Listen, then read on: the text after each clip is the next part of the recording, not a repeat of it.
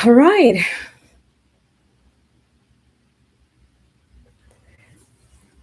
Hello, everyone. Thank you for joining tonight. I am so excited that you're here joining us again on this amazing Saturday. So, we are going to be continuing tonight our episode that we've been on, looking at why are so many people sick today. Episode 6. And so, today, I am so excited to be talking to us about a topic titled The Diet Lie Making People Sick. The Diet Lie Making People Sick. And what we want to look at tonight is the simple way to eat instead and be able to be healthy. Hello, everyone. Welcome back. If this is your first time, I am Dr. Olubumi Balaji.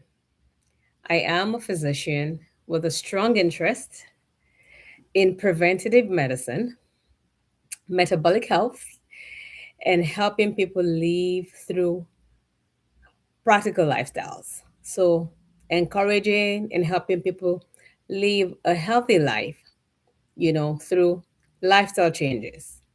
On this channel, we're going to be exploring a very important question. Why are so many people sick today? And so, first, we're going to look at a couple of things. But before we go on, I want to remind us that a couple of things that we've discussed so far. We've looked at obesity, we've looked at metabolic dysfunction, we've looked at cholesterol, whether it's a friend or foe. And the last topic we did was, can type 2 diabetes be reversed? And so today we are talking about something extremely important, all right? And that is nutrition that heals without extremes. So, because so many people today are stuck between two extremes when it comes to food. One side, we have the ultra processed foods everywhere. We have the fast foods, we have the sugary beverages, we have highly refined carbohydrates. On the other side, we see extreme dieting trends, people eliminating entirely food groups, very restrictive diet plans or eating plans, aggressive fasting routines, and many people are confused. They ask, Doctor, what diet should I follow? But here is something very important that I want you to understand. The healthiest diet is really the most extreme diet. The healthiest diet is the one you can sustain for years. Not for 30 days, not for a short challenge, but for a lifetime. So, why diet confusion making everybody sick or making people sick or making everyone sick? Now, one of the biggest problems in modern nutrition is confusion. Every week, we hear a new message. Carbs are bad. No, fat is bad. No, meat is bad. No, grains are bad. And people become overwhelmed. And when people become overwhelmed, they often stop trying. But the scientific evidence actually shows something very consistent. The diseases affecting millions of people today are type 2 diabetes, obesity, hypertension, heart disease, fatty liver disease. And these are all strongly linked to dietary patterns over time. Not a single meal, not a single food, but the overall pattern of eating.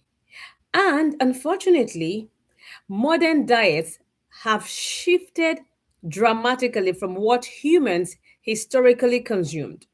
Many foods today are highly processed, low in fiber, high in refined sugars, high in industrial oils, engineered to be extremely palatable, And this food disrupt the normal metabolic signaling in your body.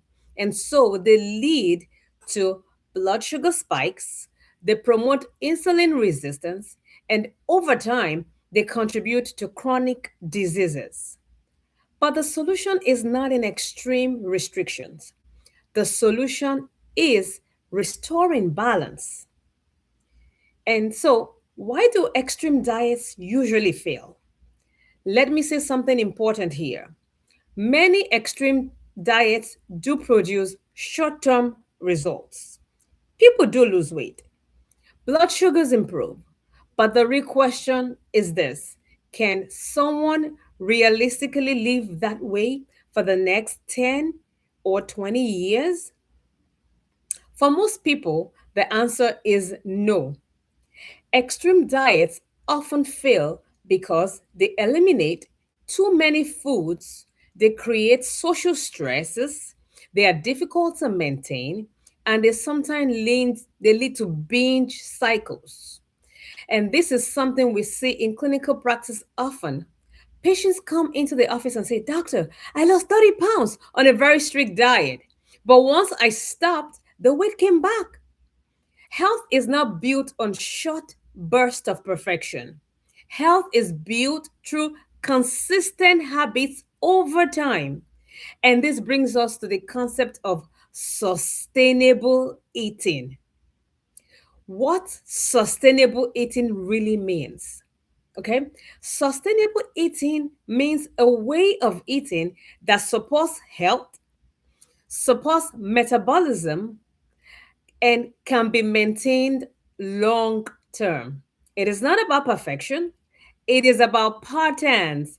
Healthy dietary patterns, which usually includes whole foods, balanced macronutrients, adequate fiber, and minimal ultra processed foods. They're flexible for real life. Now, if you look at populations around the world with the best health outcomes, something interesting appears. Their diets are not extreme, they are balanced. And examples include traditional dietary patterns such as Mediterranean diet, traditional Japanese diet, traditional African diet. And these diets they include vegetables, fruits, whole grains, legumes, healthy fats, moderate protein, and importantly, these diets were culturally sustainable. And so people could maintain them for generations. So let's look at the foundation whole foods. Now, let's make it practical. When we talk about sustainable eating, we start with whole foods, foods that look like what they came from naturally, rather than what is from a factory. And the examples are vegetables like spinach, like kale, cabbage, broccoli, okra, peppers, zucchini, carrots, and fruits too, such as berries, apples, oranges, mangoes, bananas. Also, things like proteins, okay? Fish, chicken, eggs, turkey, beans, lentils, chickpeas, and healthy fats such as olive oil, avocados, nuts, and seeds. Now, when most of your meals come from foods like this, your body receives fiber, vitamins, minerals, phytonutrients, and of course, your natural satiety signals become activated. So, what are the importance of the traditional grains? Now, let's talk about carbohydrates. Carbohydrates have been heavily criticized in recent years, but historically, many of the healthiest populations in the world consumed carbohydrates. And the key difference was the type of carbohydrates they consumed. Traditionally, carbohydrates were minimally processed, rich in fiber, nutrient dense, and they're slow to digest. And examples include the grains like brown rice, quinoa, oats, barley, millets, sorghums, buckwheat, farro. You know, in traditional African diets, you also see foods like millet, fonio, sorghums, beans. And you know what? These foods contain fiber and minerals that support metabolism. Now, when we compare this to the modern refined carbohydrates, such as white bread, pastries, cookies, sweetened cereals, these foods have had their fibers removed and stripped, and so they cause rapid blood sugar spikes and contribute to metabolic diseases. Now, whole grains behave very differently in the body. They digest slowly, they stabilize energy levels, and they improve satiety.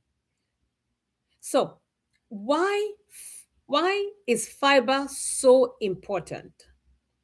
It's one of the most powerful components of traditional diet.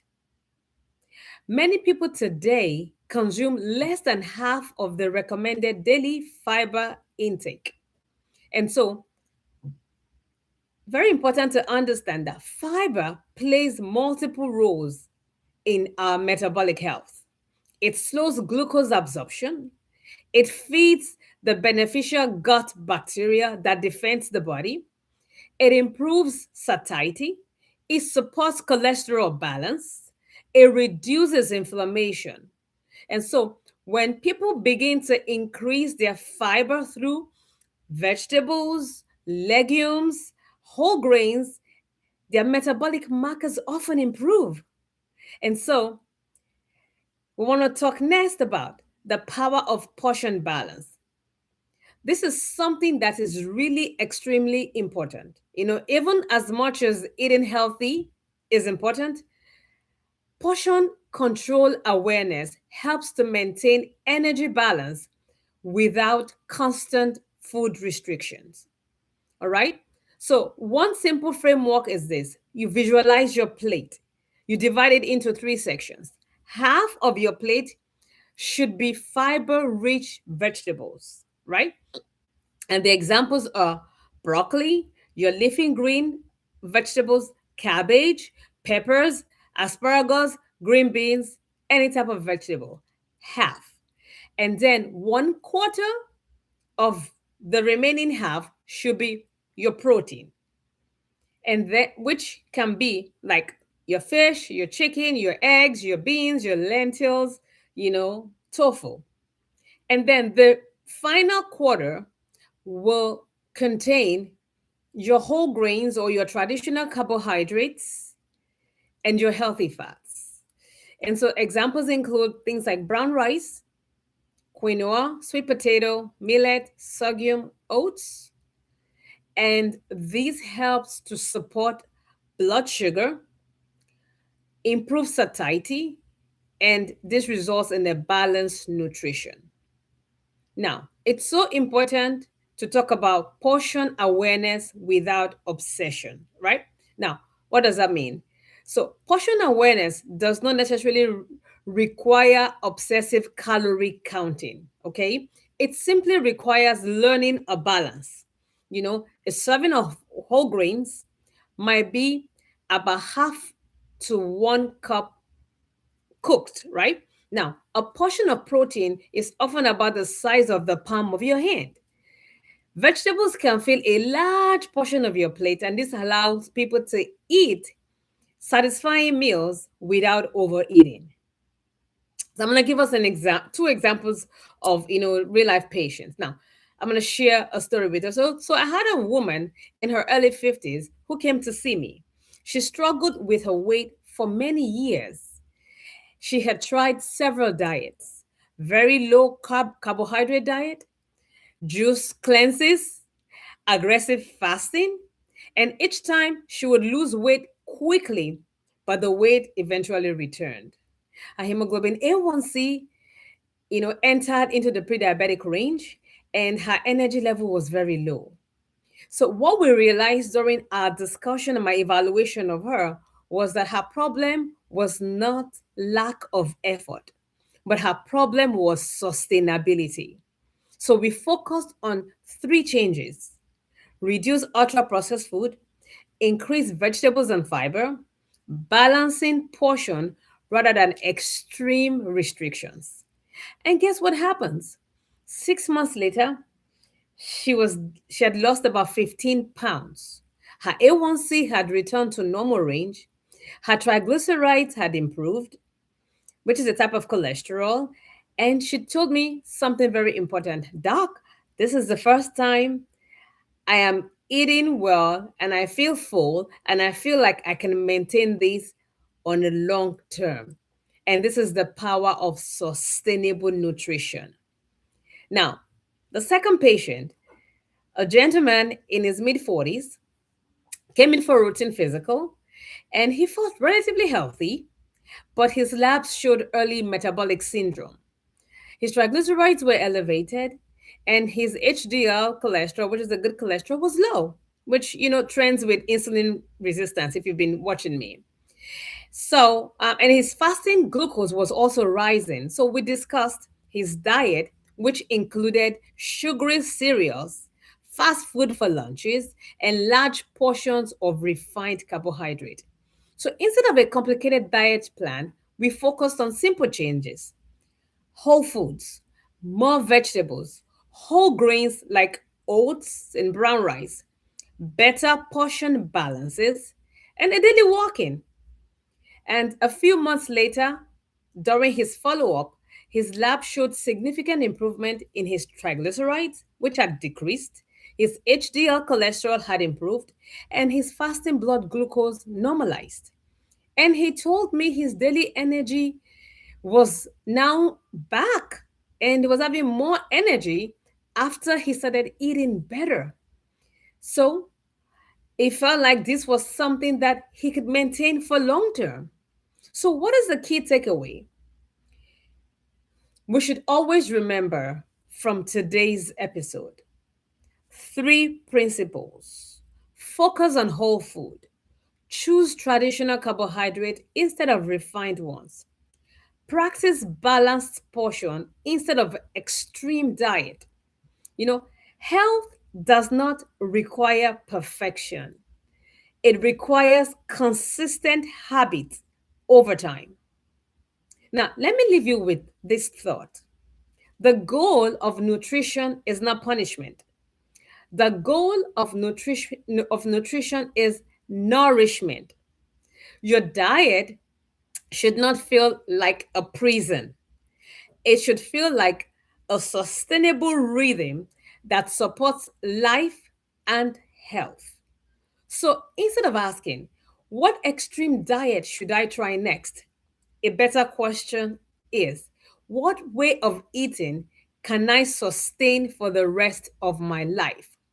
Because the habits that that heal are actually built on daily choices over the years. So if this episode has helped you, please, I want you to like, share this video with somebody who wants to improve their health. I also want you to subscribe to the channel if you have not. And we are going to be exploring more on this series on why are so many people sick today.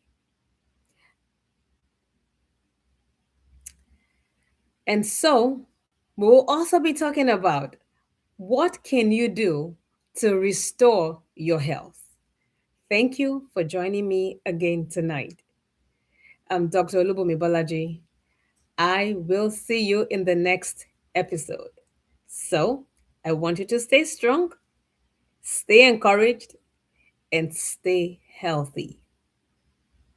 I'm going to see if we have any questions in the chat that we can talk about to help someone. So if there's anyone that you know that is struggling with diabetes, struggling with high cholesterol, struggling with your weight, please share this with them because information is key. Information is power.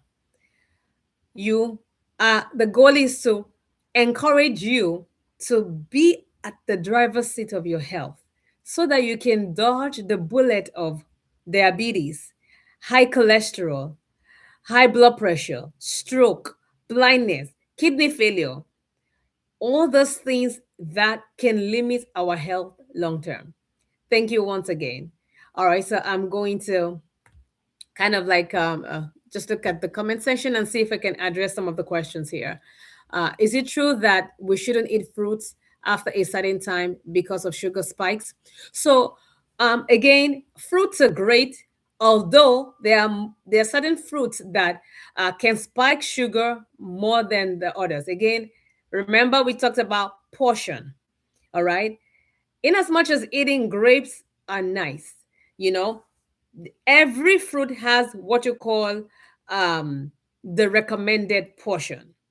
So if you eat within the recommended portion, you should be fine. The problem becomes when you pick a whole vine of grape and sit and eat the whole thing. Yes, that will result in sugar spikes. Now, we talked about this before on this channel. I'm going to remind us when we eat, when we plan on eating dinner, dinner must be at least 3 hours before bedtime. And this allows our bodies to process the glucose, process the calories before we go to bed. Thank you for that question. Uh, that was an excellent question. And then I see portion maintain leads to weight maintenance. Very true. Very true. Very true. Very true. Yeah. Thank you so much, everyone. The goal is to keep us healthy. The goal is to help us to understand that certain things are reversible. Type 2 diabetes is a lifestyle condition. Up to a certain point is reversible. High cholesterol up to a certain point is reversible. High blood pressure up to a certain point is reversible. And please like, share with someone that you know will benefit from this information. Thank you so much. I do appreciate you joining me this wonderful Saturday evening. And I will see you next week by God's grace. And we'll be diving more into the modern diet and how that has contributed to the chronic diseases epidemic or pandemic that we have in our society today. Thank you, and I'll see you in the next live.